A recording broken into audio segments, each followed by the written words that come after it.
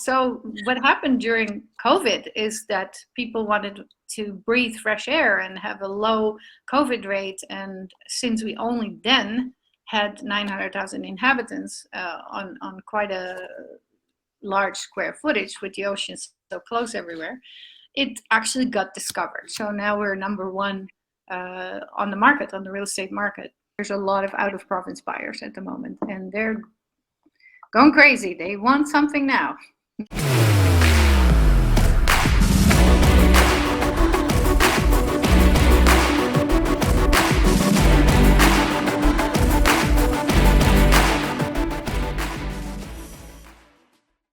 Hello, everyone. Thank you for tuning in to the Canadian Real Estate Channel. I'm a co-host, Kayla Andrade, also with Ontario Landlords Watch. Today, I have Stella Van Der Lugt. She is with Landlords of Nova Scotia. If anyone knows about Ontario Landlords Watch, this is the same thing, if not better, for the landlords in Nova Scotia.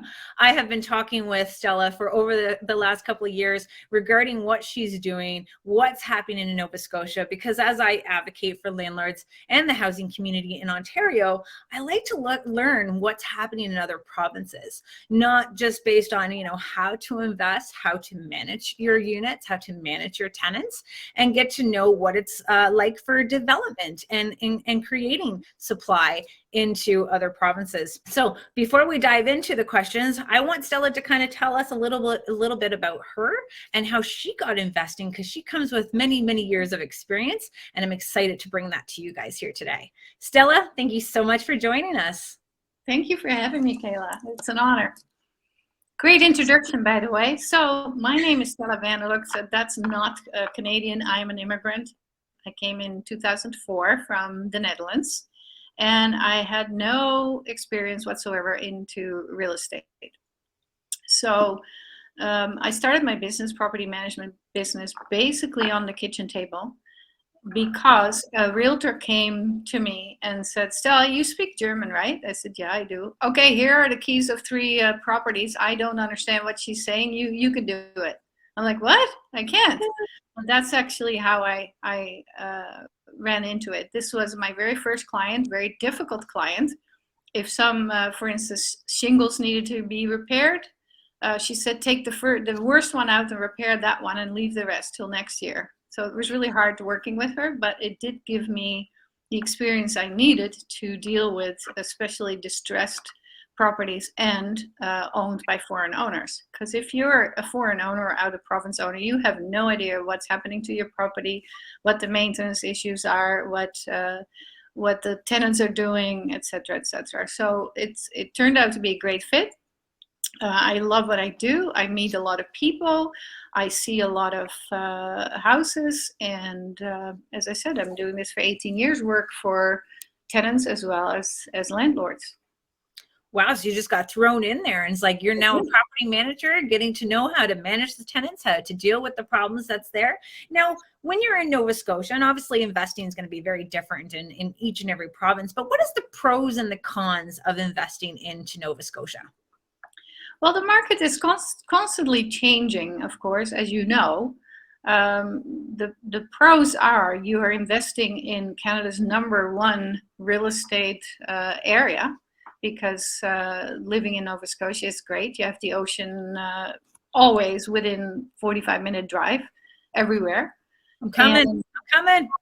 And yes, so what happened during COVID is that people wanted to breathe fresh air and have a low COVID rate. And since we only then had 900,000 inhabitants on quite a large square footage with the ocean so close everywhere, it actually got discovered. So now we're #1 on the market, on the real estate market, which caused a frenzy. So the pros of investing here is that it's a growing market, and it continues to stay a growing market because people discovered it.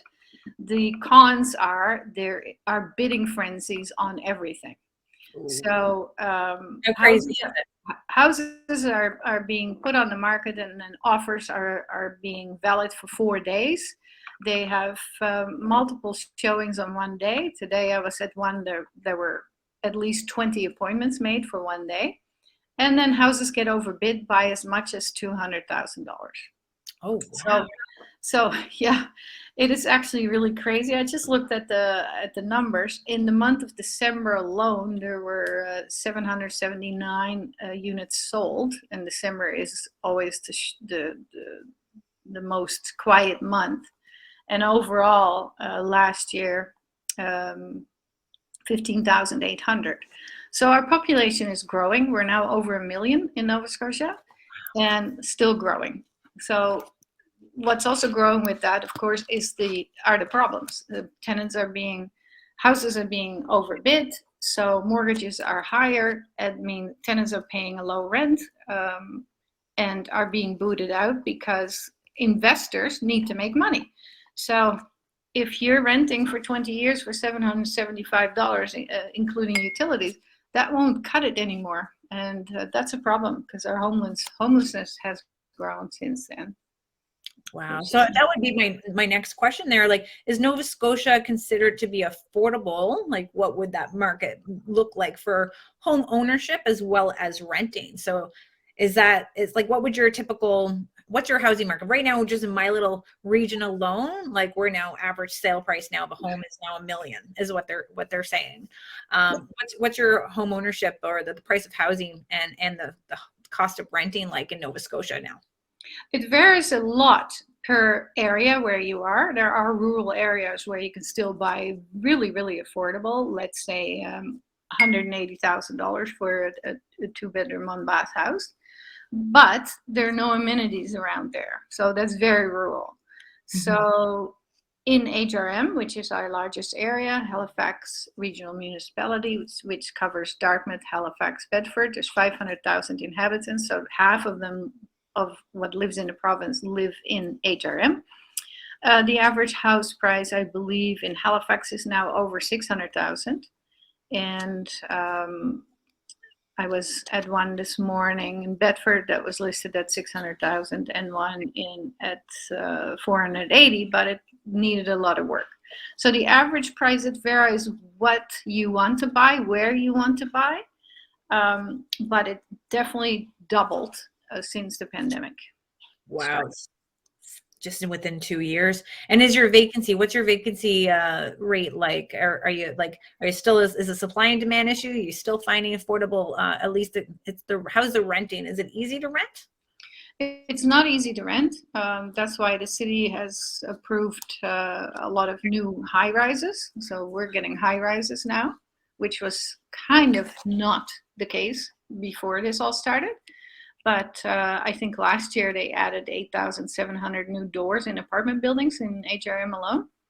So the average rent went up, of course.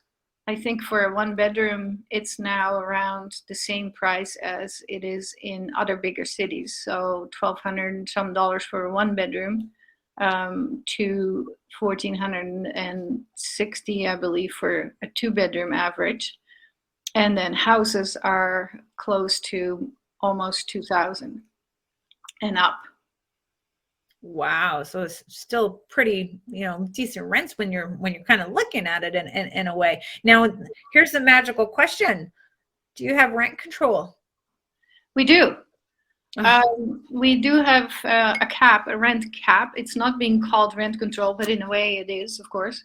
Mm-hmm. It's a 2% cap that was implemented by the last premier, and our new premier, Tim Houston, who came in this summer, in August, I think, whenever we had elections, he kept it in place. So we still have the 2% cap.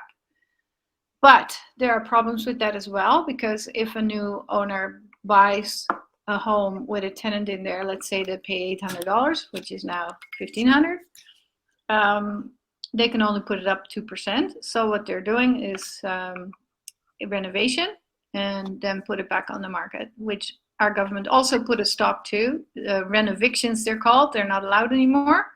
So the only way to avoid it is to either move in yourself and then fix it up and then put it back on the market, or just stick with the 2%. And then when did that change? Because it seems like they're definitely modeling the Ontario market on how they control the way that new owners are able to reevaluate the rent to make the numbers work. I think it started in September 2020 that we suddenly had rent control, the 2% rule, and yes, it's still in effect. And how is the landlords in your community handling that? What's their thought process on it? Well, what it cost is, and I mean, there's two sides to every story. I understand people, and I read an article about people in New Brunswick right now that live in their house for 15 years and they pay $775 a month rent, and the landlord sold the building, and of course the landlord sold it at double the price, so it needs to get its investment back, and they got a rental increase notice of 75%. So these people live on a minimum wage, can't afford it, and are forced out on the streets. In Nova Scotia, that's not possible because you have to take over the current tenant that's in a building. You cannot just boot them out if you buy it. So in that way, they're a little bit more secure, although there's ways around it. As I said, you can move in yourself and swear an affidavit. But it's definitely caused a great divide. It caused a divide between tenants and landlords. So landlords suddenly are the bad guys because they're charging more rent, and the tenants are advocating for, better services for them because it becomes unaffordable. Because unfortunately, the rent prices have almost doubled, so say 75% higher. Since the pandemic, but the wages have not increased. And as you know, because of inflation, the grocery prices and everything else, home heating cost, insurance, tenant insurance, everything went up. So there's less purchase power, less money to pay for rent. So what that costs here is that people rent a house with 3 bedrooms and rent out the bedrooms separately to be able to afford the rent and avoid becoming homeless. Now, when that is the situation based on the affordability, does Nova Scotia have any government programs that help tenant with rent relief? No, they don't. Nothing, no portable housing benefit, no, social services or social assistance to help out if they're in, an eviction process for non-payment of rent? There's social assistance, but not meant for housing. There is subsidized housing, and that's probably what you mean through government housing. If you're unemployed and you can get a house and you're on unemployment, there's a subsidy for it. But that's not really my area of expertise on how much they get and things like that. But I know there's something there. The city decided to put 42 module units there because we have so many homeless now, which we never had. We had only 40, 50, and now we have more than 800 people living on the streets. So they did put some band-aids on it, but that's what they are, band-aids, because the homelessness is not only in the city, it's everywhere. Wow, that is it. You get to see things are changing, and definitely province to province. And do you see a lot of out-of-town province investors coming into Nova Scotia? And if so, where would you think they'd be coming from? From the far west or from my neck of the woods? I see a lot of investors, even though surprisingly today the CBC came out with an article that it's not investors that driven the price up. They're only responsible for a quarter of new home sales. The rest is made up by first-time home buyers. They come from all other provinces as well as from abroad. So we still have new immigrants coming here seeking a better life or a different life. But yeah, the provinces have, since that article in Maclean, have discovered us as the best place to live, and they can now work from home, which means they can take their wages from the company they work for in Ontario or in Alberta or wherever with them here, where the cost of living or cost of home ownership is still lower than in the rest of the country.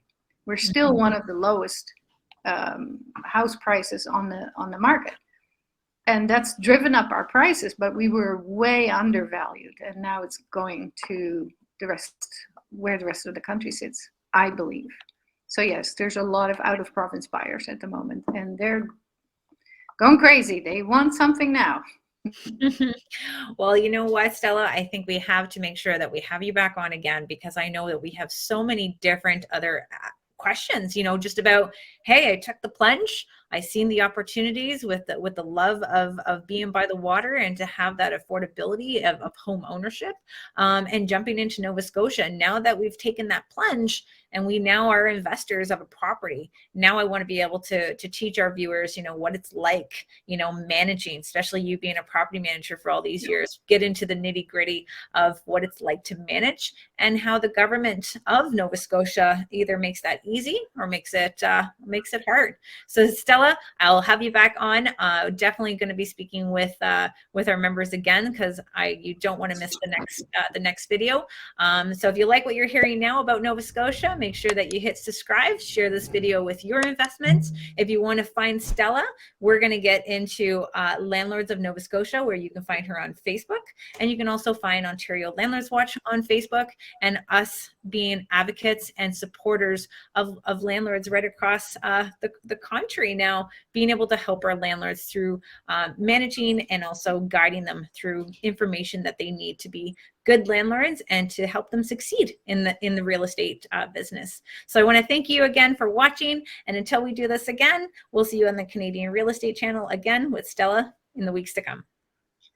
Thank you very much for having me. And before I go, I want to show the viewers the view that I have working from home. So there you go. You can see the basin, the ocean. Seriously, Stella, you got to do that. The ocean is only like a kilometer away or so. So it's really awesome living here. You're making me cry now. I miss home. Thank you so much, Stella. We'll talk soon. You're welcome. All right, bye.